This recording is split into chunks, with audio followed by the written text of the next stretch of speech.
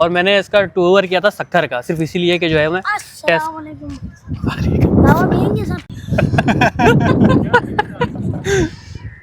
तो कहाँ से शुरू करूँ? हाँ, टूर वो नहीं है ना, ये टूर हाँ। स्मूथ चल रही होती है 100। तो क्योंकि टूरिंग इंजन है, रेसिंग इंजन नहीं है, तो वो 100 की स्पीड पे जो ना बसे चल अस्सलाम वालेकुम जी, वेलकम टू अनदर व्लॉग। आज हम रिव्यू करने जा रहे हैं एक ऐसी बाइक का जो कि सुजुकी GS 150 है और इसे मॉडिफाई किया है हमारे सोहेब भाई ने। सोहेब भाई का मैं इंट्रोडक्शन करा दूं। सोहेब भाई हमारे बहुत अच्छे दोस्त भी हैं और एक अच्छे यूट्यूबर भी हैं। राहगीर के नाम से इनका यूट्यूब चैनल है और ये भी मोटो ब्लॉगर हैं हमारी तरह। इनका चैनल अगर आप विज़िट करना चाहें तो ज़रूर विज़िट करें, आपको वहाँ पे भी बहुत अच्छा कंटेंट मिलेगा। तो अभी रिसेंटली इन्होंने अपनी सुजुकी GS 150 को मॉडिफाई करके 300 सीसी के अंदर कन्वर्ट किया है। ये जैसे कि आप देख सकते हैं हमारे पीछे ही खड़ी है। तो इसका आज हम डिटेल में रिव्यू करेंगे। आज की इस वीडियो बनाने का मकसद ये है कि अगर आप भी अपनी बाइक के अंदर मॉडिफिकेशन करना चाह रहे हैं, आपकी सुजुकी 150 है या CB 150 है या YBR है, उसके अंदर आप एक बड़ा इंजन डालना चाह रहे हैं, तो आपको क्या क्या चैलेंजेस फेस करना पड़ सकते हैं, तो ये सारी चीज़ें इस वीडियो के अंदर हम डिस्कस करेंगे। तो चलते हैं, वीडियो स्टार्ट करते हैं। अच्छा जी, तो सोहेब भाई सबसे पहले तो आपने माशाल्लाह बहुत ज़बरदस्त मॉडिफाई की है। ओवरऑल जो लुक है बाइक की बहुत ही ज़बरदस्त आ रही है आपकी। तो हमें सबसे पहले आप इंजन के बारे में बताएं, उसके बाद जो आपने अदर मॉडिफिकेशंस किए हैं इसको भी हम कवर करेंगे इंशाल्लाह इसी वीडियो में। सबसे पहले तो इंजन के बारे में बताएं कि आपने इंजन कौन सा डाला है और ये नया इंजन है या यूज इंजन है? बेसिकली जो ये इंजन है जोंगशन का PR 300 है, 300 सीसी और 27 हॉर्स पावर जो है ये प्रोड्यूस करता है। ये नया इंजन लिया आपने? ये बिल्कुल नया इंजन था, पन्नी इसकी मैंने खुद उतारी है। ओके। और बिल्कुल 0 मीटर इंजन था ये। तो ये इंजन आपको कहाँ से मिला, कितनी प्राइस थी इसकी और इसके अंदर ऑयल कौन सा यूज़ कर रहे हैं आप? अच्छा, ये इंजन जो है वो स्लीपर वाले क्योंकि यहाँ पर इंपोर्ट करते हैं और स्लीपर वालों लाहौर में इनका ऑफिस है। अच्छा। और वहाँ से जो है ना ये मैंने मंगवाया था। इसकी प्राइस है तकरीबन 2,37,000 रुपये। 2,37,000 रुपये इसकी प्राइस है। और इसकी रनिंग आपने पूरी कर ली है? रनिंग इसकी जो कंप्लीट हो गई है, तकरीबन 10,000 किलोमीटर मैं इसको चला भी चुका हूँ। ज़बरदस्त, 10,000 किलोमीटर चला दिया आपने। कितने अरसे में? ये तकरीबन 6 महीने के अरसे में। 6 महीने के अरसे में। ओके। और इंजन ऑयल इसमें आप? इंजन ऑयल इसके अंदर 1040 डालता हूँ। और इस इंजन के ऑयल की, इस इंजन की मज़े की बात यह है कि ये जो है वो सेमी सिंथेटिक या सिंथेटिक पसंद नहीं करता। अच्छा। ये मिनरल ऑयल पसंद करता है। दुनिया भर में जो जिन लोगों ने भी ये स्वैप किया है वो मिनरल ऑयल इसमें यूज़ करते हैं, लेकिन मिनरल ऑयल यहाँ पे मौजूद नहीं है 1040 के अंदर। तो हमें मजबूरन फिर इसमें सेमी सिंथेटिक यूज़ करना पड़ता है। यानी इंजन ऑयल का खर्चा इसका बहुत सस्ता है। अच्छा। यामाहा लूप जो है वो 1700 में मिल जाता है। इसके अलावा कुछ और कंपनीज़ भी आती हैं, मतलब सेमी सिंथेटिक सस्ता ही होता है नॉर्मली। अच्छा, तो ये तो खैर इंजन आपका माशाल्लाह आपने न्यू इसमें डाला और 10,000 किलोमीटर भी चला लिया। परफॉर्मेंस की भी इसकी बात करेंगे हम, लेकिन इससे पहले हमें ये बताएं कि ये जो इंजन आपने स्वैप किया है तो इसके अंदर स्वैप करने में आपको क्या चैलेंजेस फेस करना पड़े, इसकी फ़िटिंग करते हुए आपको कोई ऑल्ट्रेशन तो नहीं करना पड़ी, और कहाँ से आपने फ़िट कराया, कितनी इसको आपको फ़िटिंग की कॉस्ट पड़ी। उसके अलावा जो फ़िटिंग करने के बाद ज़ाहिर सी बात है इंजन के साथ एक इलेक्ट्रॉनिक्स सिस्टम भी होता है, उसके अलावा चेन स्प्रॉकेट सेट जो एसोसिएट होता है इसके साथ, तो ये सब चीज़ें भी मैच करना पड़ती हैं इंजन में। तो ये आपने सारी चीज़ें फिर किस तरह मैनेज की? अच्छा, ये स्लीपर वाले मार्केट करते हैं इसको बोल्ट टू बोल्ट। तो हमने भी ये सोचा था कि ये इंजन निकालेंगे, दूसरा लगाएंगे और बस हमारा काम हो जाएगा। बोल्ट टू बोल्ट है काफ़ी हद तक, क्योंकि जितने भी इंजन मंगवा रहे होते हैं ये होंडा की 5 बोल्ट थ्योरी के ऊपर होती है, सिर्फ 5 बोल्ट के ऊपर होती है। लेकिन जब हमने ये इंजन लिया मैकेनिक के पास, मैंने लगवाया है 99 रूट या रूट 99 जो क्लिफ्टन में हमारे उमर भाई, उन्होंने बहुत अच्छा काम करके दिया। GS 150 के अंदर एक एक्स्ट्रा प्लेट लगती है सही इस इंजन के लिए। ये एक एक्स्ट्रा प्लेट है जो कि लगी हुई है। अच्छा, क्योंकि GS 150 का क्योंकि अपना इंजन जो है वो एक्सेल के अंदर लगा हुआ आता है, सही। जबकि होंडा वगैरह के अंदर इसी तरह से वो प्लेट बनी हुई होती है। तो होंडा के अंदर जो है ये स्वैप करना बहुत ज़्यादा आसान है, लेकिन GS 150 के अंदर ये एक प्लेट बनेगी। यानी आप ये कहना चाह रहे हैं कि अगर हम सुजुकी CB 150 के अंदर यही इंजन डालते हैं तो हमें ये ऑल्ट्रेशन नहीं करना पड़ेगा? ये ऑल्ट्रेशन नहीं करनी पड़ेगी, बोल्ट टू बोल्ट जिसको बोलते हैं। आप इस बात से अंदाज़ा लगाएं कि उमर भाई ने एक और CB 150 पे भी हमने लगाया, अरसलान जोकियो भाई की। सही है। तो उसका जो है वो 5,000 रुपये खर्चा आया था और वही इंजन इस बाइक पे 15,000 रुपये का खर्चा आया था। सही, ये ऑल्ट्रेशंस की वजह से। ऑल्ट्रेशंस की वजह से। और क्योंकि हमने पहली मरतबा कराची में लगाया, लाहौर में लोग लगाते रहे, तो इसके अंदर काफ़ी सारे ट्रायल एंड एरर्स भी थे। प्लेट बनी, वो समझ में नहीं आई, उसके सुराख आगे पीछे हो गए। लेकिन अब ये ऐसा बन गया है कि GS 150 में अगर किसी को भी लगाना है तो उसके पास एक प्रोटोटाइप मौजूद है, एक मैकेनिक मौजूद है, वो सीधा वहाँ से मंगवाए लाहौर से इंजन और लगवा सकता है बगैर किसी परेशानी के। सही है। इलेक्ट्रॉनिक्स में आपकी इसकी इंजन कॉइल इसके साथ तो नहीं आई होगी यकीनन। इंजन कोयल वगैरह सब इसके साथ आई साथ आई थी? जी, कार्बोरेटर वगैरह सब इसके साथ आया है। लेकिन क्योंकि GS 150 के अंदर ऑलरेडी इश्यूज़ हैं वायरिंग के, तो मैंने जो है वो कस्टम वायरिंग की तरफ गया और आसिफ भाई होते हैं गिजरी के अंदर, उनसे मैंने कस्टम मोटे तार के अंदर कॉपर में पूरी वायरिंग बनवाई, जिसका खर्चा तकरीबन 18,000 रुपये आया था। ओके, अच्छा, तो वायरिंग के अलावा इसके अंदर जो दूसरा एक बड़ा चैलेंज आता है स्प्रॉकेट सेट को मैच करने का, तो वो उसमें फिर आपने क्या सोल्यूशन किया इसका? बिल्कुल वही वाली बात है कि मैंने कहा ना, बोल्ट टू बोल्ट सुनने में आसान लगता है, लेकिन जैसे हम इंजन लगाते हैं तो पहले वायरिंग करवानी पड़ती है। वायरिंग के बाद सेकंड चैलेंज जो था वो स्पॉकेट का था। GS का अपना स्पॉकेट इसमें चल रहा था, ऐसा नहीं था कि वो बिल्कुल चल ही नहीं रहा था, चल रहा था, लेकिन उसमें इश्यूज़ ये आ रहे थे, बहुत ज़्यादा शॉर्ट हो गई थी, हाई स्पीड कम हो गई थी। तो इसका फिर हमने स्पॉकेट चेंज किया, पीछे 37 का स्पॉकेट लगाया। GS 150 के अंदर 43 टूथ का होता है, इसमें 37 के लगाया। इसके अलावा चेन जो थी, क्योंकि 300 है और 27 हॉर्स पावर प्रोड्यूस कर रहा है, तो इसका टॉर्क बहुत ज़्यादा है। उसकी वजह से जो है वो आम चेन का टूटने का खतरा था, तो इसके अंदर हमने 428H ओ रिंग वाली चेन लगाई है। ये चेन स्पॉकेट आपको जो है वो न्यू नहीं मिलेगा, वो आपको रेंचोड लाइन या लाहौर में बिलालगंज वगैरह से मिलेगा। यहाँ मुझे 1000 रुपये का मिल गया था रेंचोड लाइन में, और चेन तकरीबन 4,500 रुपये की थी। मतलब आपने दोनों अगले पिछले दोनों स्पॉकेट की बात नहीं, करो? अगला स्पॉकेट जो है वो उसके साथ लग के आता है इंजन के साथ। 15 पिछला आपको लेना पड़ता है? पिछला हमें लेना पड़ेगा। सही, तो तकरीबन 5,000 रुपये का चेन स्पॉकेट का खर्चा तकरीबन। सही, इतना ज़्यादा तो नहीं है इतना ज़्यादा देखा जाए, क्योंकि हमारी होंडा CB का ही आप अगर ओरिजिनल चेन स्पॉकेट लेने जाए तो 6,800 रुपये का तो चेन स्पॉकेट सेट है। तो 2,70,000 का ये इंजन आपको पड़ा है? 2,37,000 37,000 रुपये का, और तकरीबन 17-18,000 वायरिंग के पड़े जी, और 5,000 तकरीबन स्पॉकेट पड़ा है। अच्छा, फिर आएगी बात एयर फिल्टर की। तो कोशिश ये होती है कि एयर फिल्टर हम इसका अपना ही लगाएं, लेकिन हमारे मैकेनिक्स ने ये सजेस्ट किया, क्योंकि 150 को इतनी ज़्यादा एयर की ज़रूरत नहीं होती जितनी इसको होती है, तो फिर आफ्टर मार्केट जो रेड का एक फ़िल्टर आता है वो हमने इसके अंदर इंस्टॉल किया। ठीक है, तो यार काफ़ी सारी चीज़ें हैं जो ज़ाहिर सी बात है आफ्टर मार्केट इंजन लेने के बाद आपको चेंज करना पड़ रही होती हैं। ऐसे ही है। तो अगर खुदा ना खास्ता इंजन में अगर काम निकल आता है, तो इसकी पार्ट्स की अवेलेबिलिटी की क्या पोजीशन? पार्ट स्लीपर वाले क्लेम कर रहे हैं कि वो आपको मंगवा के या अरेंज करके दे देंगे। वैसे मेरे ख्याल में जब मैंने मैकेनिक से यहाँ रब्ता किया कराची में, तो वो कह रहे हैं कि इसके अंदर उम्मीद यही है कि वही पार्ट्स निकलेंगे जो पाकिस्तानी मार्केट में ऑलरेडी हैं, वरना कराची में जो है वो रेंचोड लाइन जिंदाबाद, लाहौर में बिलालगंज जिंदाबाद। अच्छा, इसके अलावा ये बताएं कि इंजन आपका ब्रेकिंग पीरियड कंप्लीट करने के बाद इंजन की परफॉर्मेंस कैसी रही है? 10,000 किलोमीटर बहुत होते हैं, आपने चला लिया इसको। उसके अलावा इसकी जो पेट्रोल एवरेज है वो ये क्या दे रही है, टॉप स्पीड क्या दे रही है, और क्या फ़र्क फील कर रहे हैं 150 से स्वैप करने के बाद इसके ऊपर? अच्छा, ये बेसिकली टूरिंग इंजन है, रेसिंग इंजन तो है नहीं, और टॉप स्पीड हमें रिक्वायर्ड भी नहीं होती है इतनी ज़्यादा। इसकी खास बात ये है कि 100 पे ना बहुत स्मूथ चल रही होती है, जिस तरह GS 150 बिल्कुल कांप जाती है कि बस अभी खुल के क्रूजिंग कर रही होती है, गिर जाएगी, 100 पे सुकून से जा रही होती है। तो क्योंकि जो है ना ये टूरिंग इंजन है और हाई स्पीड जो है ना इसकी बहुत ज़्यादा नहीं है। मैंने सक्कर का टूर किया स्पेशली सिर्फ इसकी हाई स्पीड चेक करने के लिए और ऑन रोड चेक करने के लिए, तो 125, 26, 28 तक ही मैक्सिमम गई है। टॉप स्पीड इसकी इतनी ज़्यादा नहीं है, जो कि हो सकती है मैं स्पॉकेट और छोटा कर दूं, ठीक है। लेकिन इसका जो चारों माची का मैंने ट्रैक किया था ऑफ रोड टेस्ट करने के लिए, वो बहुत कमाल करा। वो चारों माची का ट्रैक ऐसे खा गई, मुझे यकीन करे पता नहीं चला। हालांकि मैं दूसरे यूट्यूबर्स वगैरह की वीडियोस देखकर गया था, वो गिरते पड़ते गए, बहुत टफ गए, लेकिन मुझे बस वो चारों माची आ गया था। मैं सोलो गया था, मुझे रास्ता तो पता नहीं था, पहली बार गया था। वो चारों माची का वो आखिरी स्पॉट जो था ऑब्स्टिकल, वो आ गया। मैंने कहा है आ गया वो कहाँ गए? जो मुश्किलात थी वो इसमें नहीं महसूस हुई, क्योंकि टॉर्क बहुत ज़्यादा है। ऑफ रोड पे जो है ना इसने बेहतरीन परफॉर्म किया। यानी कि 125 से 126 इसकी टॉप स्पीड अभी आपको मिल रही है, और इसकी जो पेट्रोल एवरेज है वो आपको क्या मिल रही है? 25 से 28 के दरमियान मिलती है। 25 से 28 के दरमियान पेट्रोल एवरेज मिल रही है।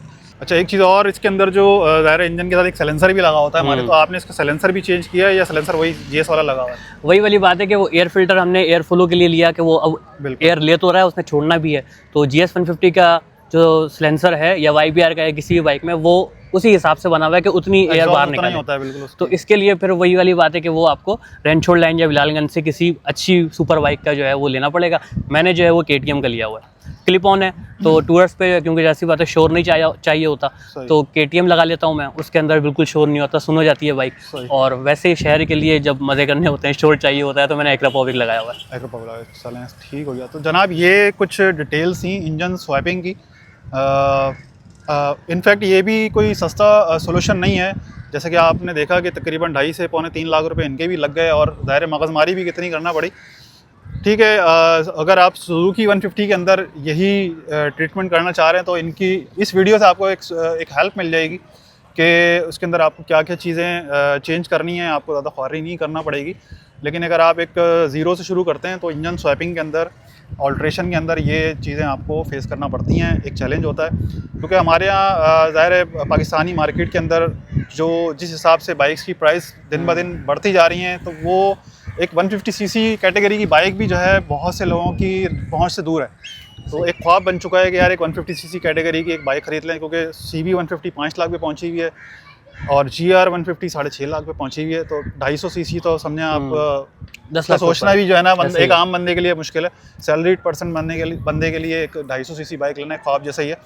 तो इस सूरत हाल के अंदर ज़ाहिर है आप इंजन स्वैप के ऊपर ही जाते हैं। एक सस्ता सोल्यूशन है। अगर 300 सीसी कैटेगरी की बाइक की अभी इस वक्त हम मार्केट में बात करें तो मेरे ख्याल से 18 से 20 लाख रुपए से कम नहीं मिलेगी हमें। ठीक है, वो एक बेहतर सोल्यूशन होता है, कंपनी फिटेड चीज़ होती है, हर चीज़ उसी हिसाब से डिज़ाइन होती है, एक परफॉर्मेंस उसकी एक डिफरेंट होती है।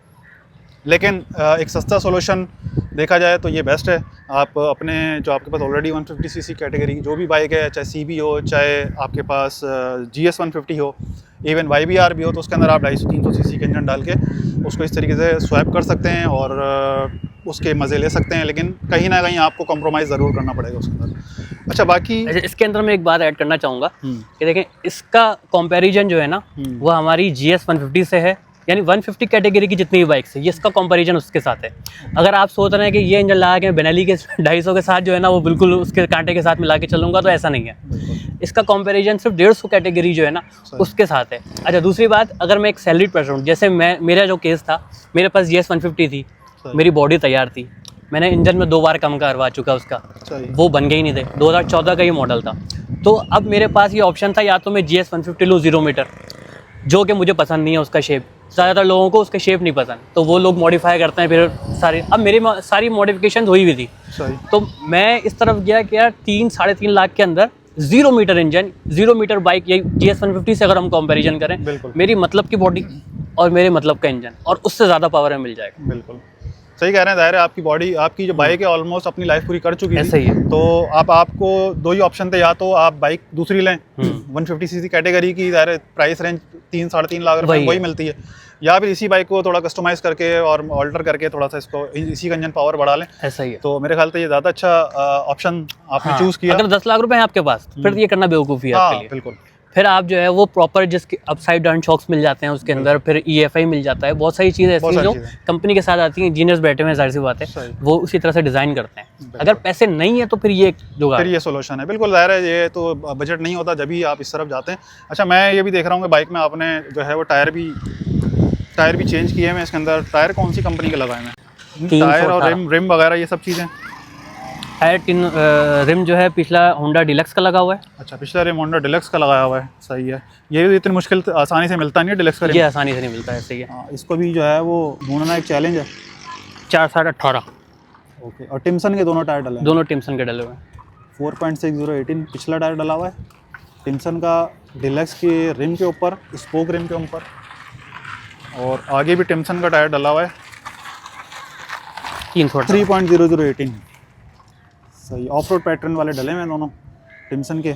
और शॉक्स इसके GS वाले ही हैं। एक चीज़ आपने नोटिस नहीं किया, आप शॉक पर आ गए कि GS 150 के अंदर डिस्क ब्रेक नहीं आती। उसके हैं तो इसका पूरा अगला हिस्सा जो है वो होंडा डिलक्स का है, पूरा डिलक्स का लगा हुआ है होंडा सिस्टम। सही, और फिर राइजर भी लगा हुआ है ताकि इसकी हाइट जो है वो ऊंची हो जाए। ओके, हाइट भी ऊंची की हुई है भाई। तो ये देख रहे हैं आप क्या क्या जतन करने पड़ते हैं बाइक को कस्टमाइज़ करने के लिए। लेकिन बहरहाल सस्ता सोल्यूशन है और फिर मज़े भी वैसे ही आते हैं। एक अच्छी डिसेंट पावर आपको मिल रही होती है। अच्छा, उसके बाद केज की तरफ आ जाएं आप। ये आपने जो केज बनाया हुआ है, बिल्कुल, तो ये भी आफ्टर मार्केट आपने बनवाया? ये किससे बनवाया है? ये आफ्टर मार्केट फरहान भाई से बनवाया है, जुबली मार्केट में। जुबली में फरहान से बनवाया, क्योंकि जो मार्केट में मिल रहे हैं वो बहुत ज़्यादा आम हो गए, तो कुछ अलग सा करना था। और ये मेरी पूरी मोटरसाइकिल वैसे इंस्पायर्ड है हिमालयन 400 से, इंडियन बाइक। तो उसके इस तरह के केज कंपनी फिटेड आते हैं, तो ये उसको रेप्लिकेट किया करने की कोशिश की गई है। टैंकी भी आपने मॉडिफाई कराई? टैंकी जो है ये पूरी कस्टम है, बिल्कुल कस्टमाइज की है, बिल्कुल। ये भी किससे करवाई है? ये करवाई है जावेद डेंटर थे, जो वहाँ पे औरंगजेब मार्केट में फेमस हैं। बिल्कुल ऐसे ही। इस पे कितना खर्चा आया? टंकी का खतरा आया 17,000 रुपये। 17,000 रुपये। अगला हिस्सा जो है वो लेकिन टंकी के साथ हमें एक तो ये स्पोर्ट्स वो मिल गया, कैप मिल गया, इसके अलावा फ्यूल गेज मिल गया इसके अंदर। सही है, ठीक है। अच्छा, अगला हिस्सा जो था होंडा डिलक्स का, ये 25,000 रुपये का मुझे मिला था। शॉक्स का? शॉक्स का और डिस्क वगैरह डिस्क के कंप्लीट, साथ सही है, ड्रम के साथ। Disc and drum. ओके, ये केज जो था ये 17,000 रुपये का बनाया फरहान भाई ने। ये 17,000 का बना के दिया है उसमें। और ये लट्टू लगे हुए तो अलग से लिए होंगे। ये अलग से ली थी 5,000 रुपये का, तो 22,000 रुपये का करीबन केज बना। सही। और मीटर आपने कौन सा लगाया हुआ, डिजिटल? हाँ, मीटर इसका डिजिटल है। इसके अंदर फ्यूल गेज वगैरह, टाइम वाइम सब चीज़ें ऑन है। सही है। ये बॉक्सेस तुमने जो लगाए हैं इसके अंदर, ये एल्युमिनियम वाले साइड बॉक्सेस हैं, ये तो जाहिद भाई के हैं? जैद भाई के जी। हाँ, जैद के हैं। और ये आपको कितने के पड़े बॉक्सेस? बॉक्सेस मुझे पड़े थे 35,000 रुपये के। 35,000 का सेट पड़ा फिटिंग के साथ? फिटिंग के साथ कंप्लीट। सही है। ये भी कितना टाइम हो गया इनको लगे हुए? इनको लगे हुए तकरीबन 6 महीने हो गए। 6 महीने से यूज़ कर रहा हूँ इनको। पेपर उसी ने चढ़ा के दिया था? पेपर चढ़ा हुआ था, ये गलती खैर मेरी है। वो जब मैं चारों माची गया तो मैंने ये डाले में डाल दिए थे अपने। ओहो, डाले में और भी बिल्कुल, सामान था, तो बिल्कुल। उसकी वजह से ये गलती हम भी कर चुके हैं। हम वहाँ से नलतर थे, वापस आ रहे थे, सही। और वापसी में हमारे एक दोस्त ने जो है जीप बुक करा ली थी। तो उसके अंदर हमने भी अपना यार, अब जब ये जीप बुक करा ली है दोस्त ने, अपनी बाइक पे उस पर चढ़ा दी थी, तो हमने कहा चलो हम भी अपने जो बॉक्सेस वगैरह हैं तो उस पर रख देते हैं। तो मैंने अपना टॉप बॉक्स रख दिया था, साइड बॉक्स नहीं रखे थे, सिर्फ टॉप बॉक्स रखा। तो वो टॉप बॉक्स भाई साहब ने पता नहीं ऐसे सीट के साथ रगड़ के रखा, ऊपर तो पूरे निशान आ गए, वो मेरे स्टिकर सब पड़ गए। ये एक मामला रहता है। टॉप बॉक्स JDR का लगा हुआ है, JDR का लगा। तो ये तो नॉर्मल कॉमन चीज़ है। बाकी कोई चीज़ हम इसमें मिस कर रहे हो मेरे ख्याल से? तो आप मिस ये कर रहे हैं कि स्पोक्स रिम है और ट्यूबलेस है। अच्छा, स्पोक रिम ट्यूबलेस है? ट्यूबलेस है। तो ये किस तरह ट्यूबलेस कराएं? ये इमरान भाई हैं दिलदार टायर वाले, सही है, वो ट्यूबलेस करके इस पे देते हैं। और ये जुगाड़ इसकी ये है कि ये रिम के अंदर सिलिकॉन लगता है। सिलिकॉन लगने के बाद फिर ट्यूब की एक मज़ीद एक्स्ट्रा पैकिंग लगती है ताकि वो मज़ीद सेफ्टी हो जाए। भाई ये भी एक सोल्यूशन आपके लिए आ गया इसके अंदर के ट्यूब आपके स्पोक रिम को जो है ट्यूबलेस किया हुआ है। तो ये बड़ी अच्छी चीज़ है। दिलदार ये होते हैं रेडियो पाकिस्तान पे जो टायर मार्केट है, वहाँ पे इमरान भाई होते हैं, दिलदार पंचर वाले के नाम से फेमस हैं, इकबाल टायर के बराबर में ही है। तो मैं खुद भी जब पंचर वगैरह लगवाना होता है अपने ट्यूबलेस टायर के अंदर, तो मैं उनके पास ही जाता हूँ। मैं शहर में किसी को नहीं दिखाता, क्योंकि ट्यूबलेस टायर का फ़ायदा ये कि कील भी लग भी जाए तो फ़ौरन से आपको उसको रिपेयर कराने की ज़रूरत नहीं होती। आप चलाएँ जब तक चला रहे हैं, जब आपको लगे कि यार अब कहीं लंबे ट्रिप पे जाना है तो आप सेट करवा लें उसको जाके। और इन टायर्स पे लोग अक्सर बोलते हैं कि यार ये जो है जुगाड़ है, चलेगा नहीं, ज़्यादा बैठ जाएगा। मैं इस कर दूँ गेहूँ इस पर। सही। और रामा पे ऊपर जो है ना, रामा पे नहीं सॉरी, रूपल वैली के ऊपर मुझे कील नज़र आई, मैंने निकाली नहीं, मैं नीचे उतरा, फिर निकाली, हवा भरी, फिर वो पूरा मेरा टूर इसी तरह से हुआ है। बाकी छोटे मोटे टूर सारे इसमें मैंने किए हैं, ऑफ रोड, कच्चा वच्चा, मैं कभी तंग नहीं किया टायर ने मुझे। तो जनाब ये थी कुछ इस बाइक के हवाले से मॉडिफिकेशन की डिटेल्स और इंजन के हवाले से डिटेल्स ही। आई होप हमने तकरीबन इसकी सारे चीज़ें कवर कर ली हैं, लेकिन हो सकता है फिर भी कुछ इक्का दुक्का चीज़ें रह गई हों, क्योंकि इन्होंने इतनी ज़्यादा इसके अंदर मॉडिफिकेशन कर रखी हैं। हर चीज़ ही तकरीबन चेंज है इस बाइक के अंदर। सीट देख लें, इसकी टैंकी देख लें, इसकी ईच एंड एवरीथिंग, मुझे तो सभी कुछ चेंज लग रहा है इस बाइक के अंदर। तो आप सोहेब भाई से कांटेक्ट कर सकते हैं। इनका जो यूट्यूब चैनल है, फेसबुक पेज है इनका, इंस्टाग्राम वगैरह, वहाँ पे जाके आप इनसे डायरेक्टली क्वेश्चन कर सकते हैं इस बाइक के हवाले से। अगर आपको भी मॉडिफिकेशन करनी है और कहीं आपको कोई इशू फेस कर रहे हैं आप, तो आप इनसे रब्ता कर सकते हैं। इनके जो चैनल का लिंक है वो मैं डिस्क्रिप्शन में डाल दूँगा। तो ये एक वीडियो थी, आई होप आपको पसंद आई होगी और आपके लिए इन्फॉर्मेटिव रही होगी। तो thank you so much Soheb भाई, आपका टाइम देने का और हमारे पास आने का, लोगों को गाइड करने का। इंशाल्लाह ज़िंदगी रही तो फिर आपसे मुलाकात करेंगे। इस व्लॉग को यहीं पर एंड करते हैं। हमें दें इजाज़त, अल्लाह हाफिज़। देना ज़रा साउंड देना।